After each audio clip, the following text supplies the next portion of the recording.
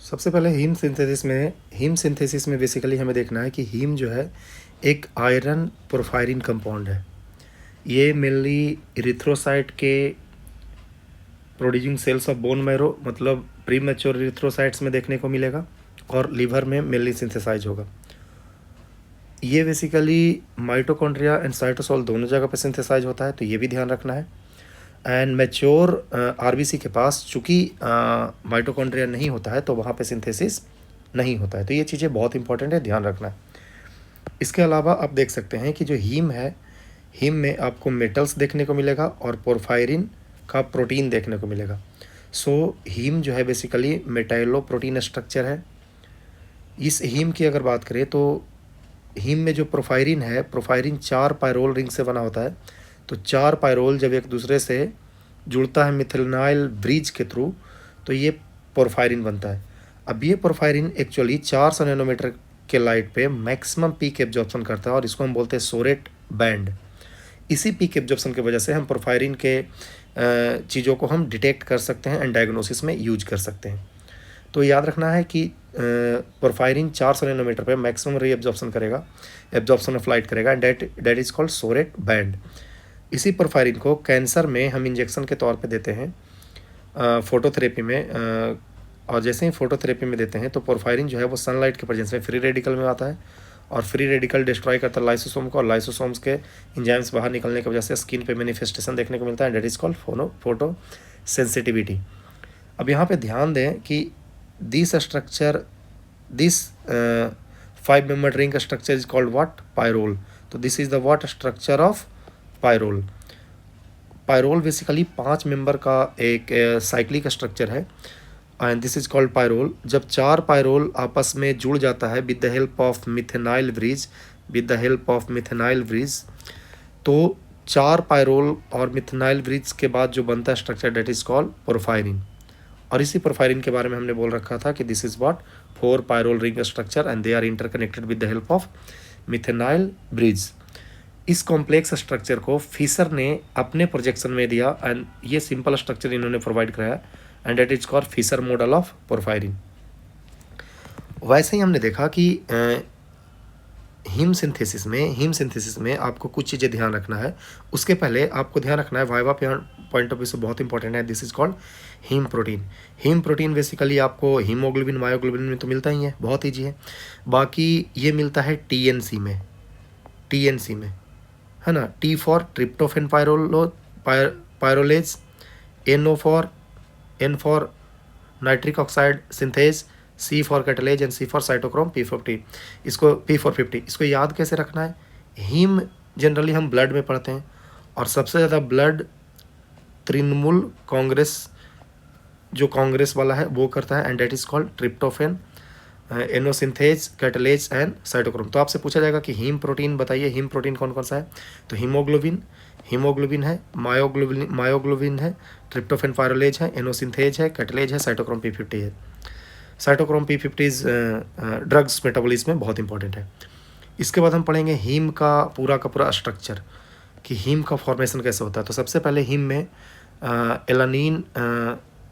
Alanine और succinyl coenzymes, glycine और succinyl coenzymes मिलके बनाता है अल्फा एमिनो लेविलेनेट या लेविलेनिक एसिड बोलते हैं इसको। फिर इसके बाद बनता है PBG, फिर उसके बाद पोरफायरिन रिंग बनता है। पोरफायरिन रिंग जो बनता है वो HMB के बाद बनता है हाइड्रोक्सी मिथाइल बिलेन के बाद बनता है HMB, हाइड्रोक्सी मिथाइल बिलेन तक वो रहता है लीनियर स्ट्रक्चर। उसके बाद बनता है यूरो के बाद बनता है प्रोटोपोरफायरिन 9 एंड फाइनली हीम बन जाता है प्रोटोपोरफायरिन 9 से। स्टार्टिंग कंपाउंड की बात करें तो स्टार्टिंग कंपाउंड सबसे पहले जो फर्स्ट रिएक्शन होगा वो माइटोकॉन्ड्रिया में होगा और वहाँ पे सक्सिनाइल कोएंजाइम A और ग्लाइसिन जो कि नॉन इसेंशियल एमिनो एसिड है ना, और सक्सिनाइल कोएंजाइम A जो कि क्रेब्स साइकिल्स का है, ये दोनों कंबाइन करके इंड प्रोडक्ट के तौर पे क्या बनाता है, हीम। ध्यान रखना है शुरुआत के कुछ स्ट्रक्चर माइटोकॉन्ड्रिया में, शुरुआत के कुछ स्टेप्स माइटोकॉन्ड्रिया में होंगे, लास्ट के कुछ माइटोकॉन्ड्रिया में होंगे, बीच के कुछ साइटोप्लाज्म में होंगे। तो ये बहुत इंपॉर्टेंट है और इसको देखना बहुत ज़रूरी है। आगे आ जाइए। आगे हम देख रहे हैं कि सक्सेनाइल कोएंजाइम से स्टेप नंबर 1 में सक्सेनाइल कोएंजाइम में and glycine non essential element ये एला सिंथेज के प्रेजेंस में ये बनाता है एला सिंथेज है तो एला बनेगा। बहुत बढ़िया। फिर दो एला के मॉलिक्यूल्स एला डिहाइड्रेटेज के प्रेजेंस में, अब चूंकि डिहाइड्रेटेज है तो वाटर निकलेगा यहाँ से, तो एला सिंथेज से बना एला। फिर दो एला मिलके एला डिहाइड्रेटेज के प्रेजेंस में बनाया पॉर्फोविलिनोजेंस। अब ये पॉर्फोविलिनोजेंस के बाद बनता है बीच में HMB। तो सबसे पहले बनाता है एला बनता है, एला के बाद बनेगा पॉर्फोविलिनोजेन बनेगा, फिर HMB बनता है hydroxy methyl villain HMB। And these HMB is what linear structure. HMB तक ही लीनियर स्ट्रक्चर रहता है, इसके बाद आपका लीनियर स्ट्रक्चर नहीं देखने को मिलता है। तो फिर उसके बाद है कि HMB से फिर बनेगा यूरोपोरफायरिनोजिन 3। तो यहाँ पे हम लिखे हैं यूरोपोरफायरिनोजिन कोसिंथेज। वैसे ही यूरोपोरफायरिनोजिन 3 से बनता है कोप्रो। यूरो से क्या बनता है कोप्रो। तो कोप्रोपोरफायरिनोजिन ऑक्सीडेज। यूरो का मतलब होता है, देखियो सबसे पहले याद रखना है आपको हाइड्रोक्सी वाला। तो हाइड्रो मतलब होता है वाटर, पहले पानी पिया, फिर उसके बाद यूरिन किया यूरो। फिर कोप्रो का मतलब होता है फीकल मैटर, फिर फीकल मैटर पास किया। और इतना करने के बाद ये बनाता है पोरफायरिन का पहला वाला structure and it is called protoporphyrinogens. और प्रोटोपोरफायरिनोजेंस फिर पोरफायरिन बनेगा। लास्ट का स्टेज अगर आप देखें तो आपको फेरोचिलेटेज, फेरो है तो आयरन को ऐड कर देगा और हीम बना लेगा। तो इंपॉर्टेंट क्या है यार, एल सिंथेज याद रखना है। फिर उसके बाद डिहाइड्रेटेज याद रखना है। डिहाइड्रेटेज PV से लेड पॉइजनिंग में इनहिबिट होता है, ध्यान रखना है। फिर उसके बाद यूरोपोरफायरिनोजेन सिंथेज है, यूरोपोरफायरिनोजेन थर्ड को सिंथेज है तो 3 बन गया। टी कार्बोक्सिलेज में कोप्रो बन गया, फिर ऑक्सीडेज में 9 बन गया, ऑक्सीडेज में ही प्रोटोपोरफायरिन 9 बन गया। तो ये चीज़ें ध्यान रखना है। तो पहला स्टेप में अगर आप देखें तो they are occur in what mitochondria. और यहाँ पे पायरिडॉक्सिल फॉस्फेट बहुत इंपॉर्टेंट है, विटामिन B6 का इंपॉर्टेंट रोल है and this is called rate limiting step. दूसरा स्टेप जो है ये जैसे ही बनता है एला एक लड़की है जो कि बाहर घूमने के लिए निकल जाती है, तो वो चली जाती है साइटोसोल्स में। फिर उसको डिहाइड्रेटेज एंजाइम्स के प्रेजेंस में ये बनाता है PVG।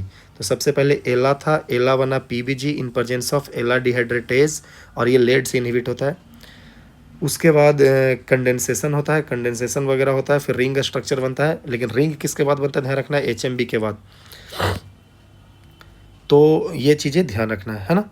तो लास्ट में हमें एक बहुत इंपॉर्टेंट पॉइंट मिलेगा कि फेरोचिलेटेज एंड ALA डिहाइड्रेटेज ये दोनों ऐसे एंजाइम्स हैं जो लेड पॉइजनिंग में इनहिबिट होता है और ये दोनों के दोनों स्टेप्स माइटोकॉन्ड्रिया में देखने को मिलेगा। उसके बाद आ जाइए, उसके बाद हमने बोला कि यूरोपोरफायरिनोजेंस, कोप्रोपोरफायरिनोजेन, प्रोटोपोरफायरिनोजेन में हो कुछ नहीं रहा है। सिंपली आप देखें तो यूरोपोरफायरिनोजेन में 4 स्ट्रक्चर हैं, सारे में पहले PA है। फिर जैसे ही A को M से रिप्लेस कर दिए तो हमने बोला कि कोप्रो बन गया। कोप्रो में क्या किया, A को M से रिप्लेस कर दिए, कोप्रो में A को M से रिप्लेस कर दीजिए। फिर बाकी जो P में है वो P से रिप्लेस कर दिए, V को P से रिप्लेस कर दिए और रिप्लेस करने के बाद कुछ इस तरीके से स्ट्रक्चर बनता है। तो ये स्ट्रक्चर आप ध्यान दे सकते हैं। तो यूरोपोरफायरिनोजेन 3, कोप्रोपोरफायरिनोजेन 3, प्रोटोपोरफायरिनोजेन 3, प्रोटोपोरफायरिन, और ये बन गया पूरा का पूरा पायरोल स्ट्रक्चर। अब ये 4 पायरोल प्लस 1 आयरन लग जाएगा तो बन जाएगा हीम, है ना। तो याद रखना है कि A फॉर एसिटाइल होता है, M फॉर मिथाइल होता है, फिर प्रोपियोनाइल और फिर विनाइल, ठीक है। तो सबसे पहले क्या करते हैं, A और P तो रहता ही है, A और P तो रहते ही हैं। सबसे पहले करते हैं मिथाइलेशन और बाद में क्या करते हैं, प्रोपियोनाइलेशन। तो ये चीज़ें ध्यान रखना है, ठीक है। चलो बढ़िया। उसके बाद आते हैं कि लेड किसको इनहिबिट करता है, तो हमने अभी भी पढ़ा डिहाइड्रेटेज और फेरोचिलेटेज को ध्यान रखना है। ALA जैसे ही बढ़ता है ये क्या करता है, एब्डोमिनल पेन कराता है। मैकेनिज्म क्या है इसके पीछे, इसके पीछे का अगर आप मैकेनिज्म देखें तो लेड जो है हीम से एला से हीम नहीं बनने देता है, तो एला क्या हो जाएगा ज़्यादा, और ज़्यादा हो जाता है तो ये गावा रिसेप्टर को क्या करता है, एगोनिस्ट होता है। और गावा रिसेप्टर में क्या होता है, एगोनिस्ट होने के वजह नर्व फंक्शन को गड़बड़ कर देता है और फिर पेन होता है। तो इंक्रीज्ड एला गावा रिसेप्टर एगोनिस्ट को गड़बड़ करता है और ये नर्व फंक्शन को गड़बड़ करता है एंड फाइनली पेन हो जाता है। ये चीज़ें ध्यान रखना है। कुछ ड्रग्स डेफिनेटली होते हैं जो पोरफायरिया को बढ़ा देते हैं ना। रेगुलेशन की बात करें तो रेगुलेशन में सबसे इंपॉर्टेंट ध्यान रखना है फीडबैक रेगुलेशन, एला बनेगा और पीछे वाले अपने प्रोसेस को इनहिबिट कर देगा। दूसरा है रिप्रेशन ऑफ एला सिंथेज, जैसे ही एला ज़्यादा बनेगा ये अपने जीन्स को जाके क्या कर देगा, इनहिबिट कर देगा। एंड तीसरा है अगर एला बहुत ज़्यादा हो गया तो उसके L transport of L synthase from sol to mitochondria, L synthase को माइटोकॉन्ड्रिया में इंटर ही करने नहीं देंगे। माइटोकॉन्ड्रिया बेसिकली बनता है, सॉरी एल सिंथेज बेसिकली बनता है साइटोप्लाज्म में, और माइटोकॉन्ड्रिया में इसको काम करना है तो वहाँ पे हम इसको भेजते ही नहीं है। तो ये चीज़ें ध्यान रखिएगा। रेट लिमिटिंग एंजाइम्स कौन सा है आपका, तो आरएलए सिंथेसिस अगर आप देखें तो ये वाला चीज़ें आप देख सकते हैं। ALA synthesis basically rate limiting enzymes होता है, रेट लिमिटिंग एंजाइम्स होता है, और ये हीम जैसे ही कम होगा एलाजिन को स्टिमुलेट कर देगा, एएलए सिंथेसिस बढ़ेगा और हीम बढ़ जाएगा, और जैसे ही हीम बढ़ेगा ये एलाजिन को क्या कर देगा, इनहिबिट कर देगा बाई फीडबैक मैकेनिज्म। तो ये चीज़ें ध्यान रखना है ना। उसके बाद ड्रग्स मेटाबोलाइज्ड बाई साइटोक्रोम्स है ना, तो हीम सिंथेसिस कम हो जाएगा, और हीम सिंथेसिस कम होगा तो फिर इसको देखते हैं बाद में है ना, आगे आ जाइए। फिर उसके बाद पोरफायरिया की बात करें तो पोरफायरिया दो तरह से हो सकते हैं, बहुत इंपॉर्टेंट है, ध्यान देना है। पोरफायरिया एक्वायर्ड भी हो सकता है, हेरिडिटरी भी हो सकता है ना बेसिकली। और पोरफायरिया में कुछ जो प्रोडक्ट है वो बनेंगे तो इसमें बेसिकली प्रोडक्शन भी बढ़ जाएगा और एक्सक्रीशन भी बढ़ जाएगा, किसका, पोरफायरिन का। तो पोरफायरिया के केस में हीम सिंथेसिस नहीं होगा तो बीच का इंटरमीडिएट पोरफायरिन्स बढ़ेगा, और पोरफायरिन्स का प्रोडक्शन बढ़ने से एक्सक्रीशन भी बढ़ेगा। ये चीज़ें ध्यान रखना है। ये ऑटोजोमल डोमिनेंट भी हो सकता है, रिसेसिव भी हो सकता है, और एक्स लिंक्ड भी हो सकता है ना। अब ध्यान रखना है कि अगर एला और पीबीजी बढ़ेगा, मतलब शुरुआत का कुछ चीज़ें बढ़ेगा, मतलब पीबीजी बढ़ेगा, तो पीबीजी बढ़ने के बाद ध्यान रखना है इससे ये बहुत ज़्यादा न्यूरोटॉक्सिक होता है। They are what, neurotoxic, they are what, neurotoxic होता है। तो कन्वल्जन आएगा, साइकेट्रिक मैनिफेस्टेशन आएगा, और एब्डोमिनल पेन आते हैं ड्यू टू व्हाट, गावा रिसेप्टर एगोनिस्ट है ना। तो गावा रिसेप्टर एगोनिस्ट के एक्टिविटी को अल्टर कर देता है, तो इसके वजह से देखने को मिलेगा। ठीक है, तो एक चीज़ और देखना, ग्लूकोज जब देते हैं किसी में, ग्लूकोज एंड पोरफायरिया का एक बहुत बड़ा कोरिलेशन है। ग्लूकोज देते हैं तो पोरफायरिया का अटैक क्या हो जाता है, कम हो जाता है ना। क्यों, क्योंकि metabolites from glucose prevent induction of ALA synthase in है ना। तो मेटाबोलाइट्स जो होता है ग्लूकोज का वो एला सिंथेजिन को क्या कर देता है, प्रिवेंट कर देता है। ये चीज़ें ध्यान रखना है। स्टार्वेशन में ग्लूकोज जब कम हो जाएगा तो एला इंड्यूज हो जाएगा है ना, तो अटैक क्या होगा, पोरफायरिया का बढ़ेगा। तो ध्यान रखना है कि स्टार्वेशन में पोरफायरिया बढ़ेगा और फेड स्टेट में पोरफायरिया घटेगा है ना। ये बहुत इंपॉर्टेंट है, छोटा सा कोरिलेशन है। उसके बाद पोरफायरिया की बात करें तो they are metabolic disorder basically related to the heme synthesis, ध्यान रखना है। They are characterized by the excretion of porphyria है ना, और पोरफायरिन प्रिकर्सर। तो पोरफायरिन का एक्सक्रीशन हो जाए या वो चीज़ है, इनहेरिटेड भी हो सकता है, एक्वायर्ड भी हो सकता है। तो हीम सिंथेसिस का है एक्सक्रीशन बढ़ेगा तो पोरफायरिन प्रिकर्सर वगैरह का भी एक्सक्रीशन बढ़ेगा। ये इनहेरिटेड हो सकता है, एक्वायर्ड हो सकता है। ये इरिथ्रोपोएटिक इमेच्योर सेल्स में बनेगा और हेपेटिक्स में भी देखने को बनेगा। दोनों जगह पे चूंकि प्रोडक्शन होता है, तो अगर इरिथ्रोपोएटिक एरिया का डिफेक्ट होगा तो इरिथ्रोपोएटिक पोरफायरिया बोलेंगे, हेपेटिक वाला रहेगा तो हेपेटिक पोरफायरिया बोलेंगे। अब इसमें बहुत सारी चीज़ें हैं, बहुत तरह के पोरफायरिया होते हैं बेस्ड ऑन देयर एंजाइम्स। आपको याद रखना है एसीपी, आपको याद रखना है एसीपी एक्यूट इंटरमिटेंट पोरफायरिया हो गया, सी से कॉन्जेनाइटल इरिथ्रोपोएटिक पोरफायरिया हो गया, पोरफायरिया क्यूटेनिया टार्डा हो गया, और बाकी आपको याद रखना है एसीपी व्हाट, एचबी प्रताप। क्या याद रखना है, एसीवी एचबी प्रताप है ना। तो ये याद रखना अच्छे से, एसीपी एचबी प्रताप है ना। तो A for what, acute intermittent porphyria, congenital erythropoietic porphyria cutanea tarda, hereditary coproporphyria, hereditary porphyria, variegate porphyria and protoporphyria. और ये डिफरेंट टाइप्स के पोरफायरिया इम्पॉर्टेंट किस लिए, क्योंकि ये बेसिकली इम्पॉर्टेंट है इससे अपने पाथवे से। तो अगर आप देखें कि अगर यूरोपोरफायरिन 1 का, अगर यूरोपोरफायरिन 1 का है तो यहाँ पे होगा 1 नंबर का पोरफायरिया, डेट इज़ व्हाट, क्या, एसीपी वाला। दूसरा में अगर होगा यहाँ पे डिफेक्ट तो दूसरा होगा कॉन्जेनाइटल इरिथ्रोपोएटिक, तीसरा में अगर होगा तो पोर्फायरिया क्यूटेनिया टार्डा हो जाएगा, तो ACP हो गया। फिर उसके बाद हो जाएगा इसमें HV Pratap, H for what, H for hereditary porphyria है, H for hereditary porphyria, V for variegate porphyria and Pratap for protoporphyria, है ना। तो ये चीज़ें ध्यान रखना। तो पहला एंजाइम्स जब डिफेक्ट होगा यहाँ पे यूरोपोर्फायरिनोजेंस में, तो ये ध्यान रखना है। दूसरा यूरोपोर्फायरिनोजेन 3 हो रहा है। तीसरा जो है वो कार्बोक्सिलेज है ना। तो ये 1 है, 2 है, 3 है और 3 है, तो है ना, ये चीज़ें ध्यान रखना है। फिर ये 4 है, ये 5 है और ये 6 है, ध्यान रखना है। और वैसे तो एला सिंथेज का भी डिफेक्ट होता है तो पोर्फायरिया होता है ना। चलिए आगे आते हैं। एक्यूट इंटरमिटेंट पोर्फायरिया में बात करें, एक्यूट इंटरमिटेंट पोर्फायरिया की बात करें, AIP, तो AIP जो है डिफेक्ट इन व्हाट, यूरोपोर्फायरिनोजिन 1 सिंथेज। वैसे ही कॉन्जेनाइटल वाला किस में होगा बताइए, 3 में, है ना, 3 को सिंथेज। तो ये ध्यान रखना है, ये 1 सिंथेज है और ये 3 सिंथेज है, तो ये चीज़ें ध्यान रखना है। फाइंडिंग की बात करें तो इंक्रीज, अब ये चूँकि पाथवे दिक्कत हो रखा है तो PBG और एला बढ़ेगा, मतलब जहाँ पे डिफेक्ट होगा उसके पहले वाले कंपोनेंट बढ़ेंगे, ये चीज़ें ध्यान रखना है ना। और इसके वजह से एला और PBG की वजह से डार्क ऑन एक्सपोजर यूरिन जो होता है वो डार्क हो जाएगा, है ना। क्यों?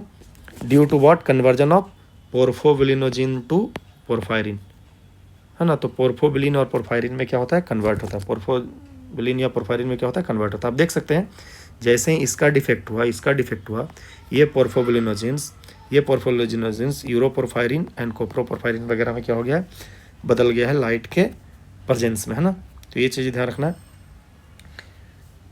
है ना। चलिए आगे आते हैं। उसके बाद हमने बोला कि usually expressed after what, puberty in human, usually expressed after puberty. Clinical manifestation की बात करें तो क्लिनिकल मैनिफेस्टेशन में एक्यूट एब्डोमिनल पेन होगा, constipation, vomiting, cardiovascular abnormality, neuropsychiatric disturbance, ये सारी चीज़ें देखने को मिलेगा। ट्रीटमेंट में हम हिमेटिन देंगे, है ना, और हम क्या करेंगे, एला सिंथेज एंजाइम्स को इनहिबिट कर देंगे, है ना, और एक्युमुलेशन ऑफ PBG को भी क्या करेंगे, इनहिबिट कर देंगे। कुछ ड्रग्स है जो कि बहुत इंपॉर्टेंट है, आपको एकदम अच्छे से याद रखना है ना, जैसे कि बारबिचुरेट्स हो गया, है ना, बारबिचुरेट्स याद रखना। Barbiturates drugs like barbiturates and steroids can what precipitate the condition wide what synthesis of P450 वगैरह की वजह से प्रेसिपिटेट हो सकता है, ये चीज़ें, है ना। These patients are not photosensitive, ध्यान रखना है। AIP जो होता है वो फोटोसेंसिटिव नहीं होता है, तो ये चीज़ें ध्यान रखना है। उसके बाद आ जाइए कॉन्जेनाइटल में क्या करना है, कि एक्सक्रीशन ऑफ यूरोपोर्फायरिन, जस्ट पहले वाला, है ना। तो ध्यान रखना है, फोटोसेंसिटिविटी यहाँ पे होगा, ईचिंग होगा, बर्निंग होगा, सब कुछ होगा जब लाइट पे जाएगा, है ना। ड्यू टू एबनॉर्मल पोर्फायरिन, है ना। हेमोलाइसिस भी इंक्रीज होगा किसमें, कॉन्जेनाइटल इरिथ्रोपोएटिक पोर्फायरिया। तो इरिथ्रो वर्ड है तो इरिथ्रो से याद रखना है कि हेमोलाइसिस हो जाएगा, है ना, और इरिथ्रो से याद रखना है कि लाल हो जाएगा, इरिथ्रो से याद क्या रखना है कि लाल हो जाएगा। और जैसे ही आप इरिथ्रो लाल बोलेंगे तो फोटोसेंसिटिव हो जाएगा ना। फोटोसेंसिटिव में क्या होता है, रेड हो जाता है स्किन। आगे आइए, पोर्फायरिया क्यूटेनिया टार्डा की बात करें, है ना। पोर्फायरिया क्यूटेनिया टार्डा की बात करें तो इसका नाम ही है क्यूटेनिया, है ना। तो मोस्ट कॉमन पोर्फायरिया देखेगा, है ना, और चूँकि ये फोटोसेंसिटिव तो मोस्ट कॉमन आपको क्यूटेनियस हेपेटिक पोर्फायरिया देखने को मिलेगा। बेसिकली इसमें ध्यान क्या रखना है, जो एंजाइम्स डिफेक्ट है उसके पहले वाले का एक्सक्रीशन क्या हो जाएगा, 1 और 3 का एक्सक्रीशन बढ़ जाएगा। क्यूटेनियस फोटोसेंसिटिविटी आपको दिखेगा, चूँकि इसमें क्यूटेनियस है, उसमें इरिथ्रो था तो रेड हो गया था, इसमें क्यूटेनियस ही है तो क्यूटेनियस भी हो जाएगा ना। क्यूटेनियस में ध्यान रखना, इसमें ब्लिस्टर हो जाएगा, क्या हो जाएगा, ब्लिस्टर्स, है ना। तो वहाँ पे फोटोसेंसिटिव था, यहाँ पे फोटोसेंसिटिविटी के साथ ब्लिस्टर्स भी है ना। तो liver exhibits floral to high concentration of accumulated porphyrin, और चूँकि यहाँ पे इसको हेपेटिक पोर्फायरिया बोलते हैं। हेपेटिक पोर्फायरिया इसलिए बोलते हैं क्योंकि लीवर में एक्यूमुलेट हो जाता है पोर्फायरिन और ये फ्लोरोसेंस देता है। तो फ्लोरोसेंस किस में देगा, स्किन में, है ना। तो स्किन चमकता भी है, ध्यान रखना, स्किन जो है वो चमकता है, ब्लिस्टर जो है वो ब्लिस्टर मतलब बल्ब जैसा है, एंड डेट इज कॉल्ड, वो क्या करेगा, ब्लिस्टर जैसा चमकता है, ये भी चमकेगा। हेरिडिटरी की बात करें तो हेरिडिटरी में आपको बहुत ज़्यादा कुछ अलग से याद रखने की ज़रूरत नहीं है, इसमें भी फोटो सेंसिटिविटी। तो आप देख रहे हैं कि बाद वाले सारे में फोटो सेंसिटिविटी देखने को मिल रहा है, बस शुरू वाले में आपको फोटो सेंसिटिविटी देखने को नहीं मिला। तो इस तरह से ढेर सारी चीज़ें हैं। तो आपका एक एक करके हमने बोला कि कॉन्जेनाइटल हो गया, पोरफायरिया क्यूटेनिया टार्डा हो गया, है ना। फिर वैसे ही हेरिडिटरी में acute abdominal pain, constipation, vomiting, neuropsychiatric disorder, neuropsychiatric ये भी ध्यान रखना है। वैसे ही abdominal pain, vomiting, constipation, neuropsychiatric, तो सब में यही सेम चल रहा है ना। चलो तो ये चीज़ें ध्यान रखना चलो तो ये बहुत ज़्यादा इंपॉर्टेंट नहीं है। रेटिकुलोसाइट्स, हाँ, प्रोटोपोरफायरिया याद रखना, फेरोचिलेट्स, प्रोटोएक्लमेट्स in tissue and secretion urine एफिकेस। तो ये लास्ट वाला जो है वो रेड फ्लोरेसेंस देता है, ठीक है, बहुत इंपॉर्टेंट नहीं है। उसके बाद एक्वायर्ड पोरफायरिया में इनहेरिटेंट नहीं होता है, तो acquired due to what, toxicity, due to what, toxicity of heavy metals like lead, है। तो लेड ध्यान रखना है, ग्रेसियोफेल्विन याद रखना है, तो ये सारे टॉक्सिन्स वगैरह कुछ है ना। This toxin and enzymes in the inhibit the what, him synthesis. तो एला डिहाइड्रेटेज, ये सब फेरोचिलेटेज वगैरह को इनहिबिट कर देता है ना। तो AIP के बारे में अगर आप देखेंगे तो AIP में आपको AIP में शुरुआत में तो एला डिहाइड्रेटेज के प्रेजेंस में अब्सेंट होता है, तो इसको हम क्या बोलते हैं, ड्यू टू लेड पॉइजनिंग। तो लेड पॉइजनिंग की वजह से होता है, लेड पॉइजनिंग की वजह से होता है एला डिहाइड्रेटेज पोरफायरिया, है ना, एला डिहाइड्रेटेज डिफिशिएंट पोरफायरिया। फिर उसके बाद एक्यूट वाला में होता है कि PBG बढ़ गया, ये बढ़ गया, न्यूरोमस्कुलर हो गया, नो फोटो सेंसिटिविटी, इसमें फोटो सेंसिटिविटी नहीं था, याद करिए, बाकी सब में फोटो सेंसिटिविटी था, है ना, बाकी सब में फोटो सेंसिटिविटी देखने को मिल रहा था, है ना। बट सबसे अच्छा फोटो सेंसिटिविटी आपको किस में देखने को मिलेगा, क्यूटेनियस में, क्यूटेनियस टार्डा में, है ना। तो ये चीज़ें ध्यान रखना है। तो एक एक करके देख लेते हैं, इंपॉर्टेंट पॉइंट, है ना। तो एला डिहाइड्रेटेज डिफिशिएंट पोरफायरिया एला डिहाइड्रेटेज की डिफिशियंसी की वजह से होगा, जनरली लेड पॉइजनिंग की वजह से होता है, ठीक है। एक्यूट इंटरमीडिएट पोरफायरिया की बात करें तो आपको एक्यूट इंटरमिटेंट पोरफायरिया होता है पहला वाला, तो आपको ध्यान रखना है कि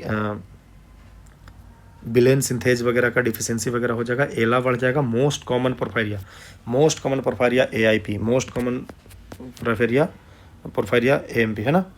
कॉन्जेनाइटल में बात करेंगे तो UGP सिंथेज बढ़ेगा, तो हाइड्रोक्सीमिथाइल बिलेन बढ़ेगा, है ना। तो याद रखना कॉन्जेनाइटल रेथ्रोपोएटिक पोरफायरिया में एक्युमुलेट हो जाएगा ये।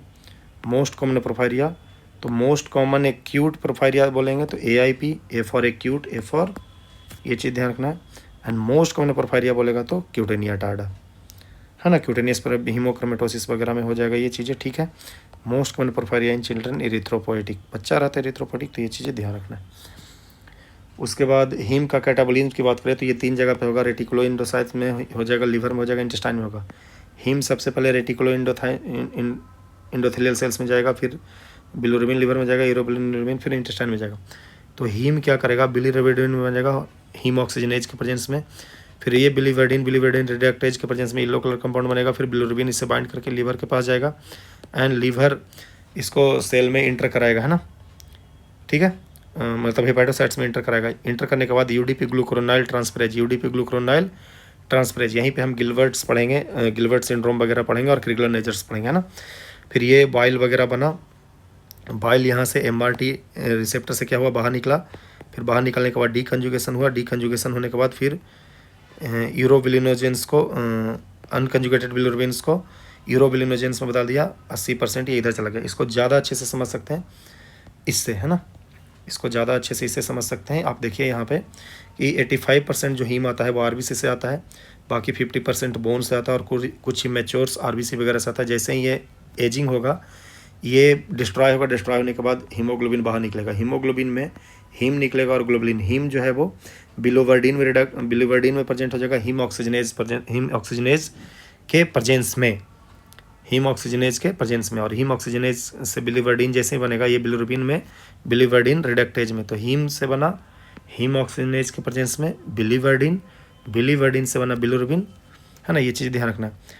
बिलिरुबिन जो है वो एल्बुमिन से बाइंड करके अनकंजुगेटेड फॉर्म में लीवर के पास जाता है, और लीवर में होता है ग्लूकोरोनिडेशन, और इंजाइम्स होता है यहाँ पे UDP glucuronyl transferase, UDP glucuronyl transferase, UDP glucuronyl transferase, UDP glucuronyl transferase, UDP glucuronyl transferase, है ना। तो ये एंजाइम्स हो गया।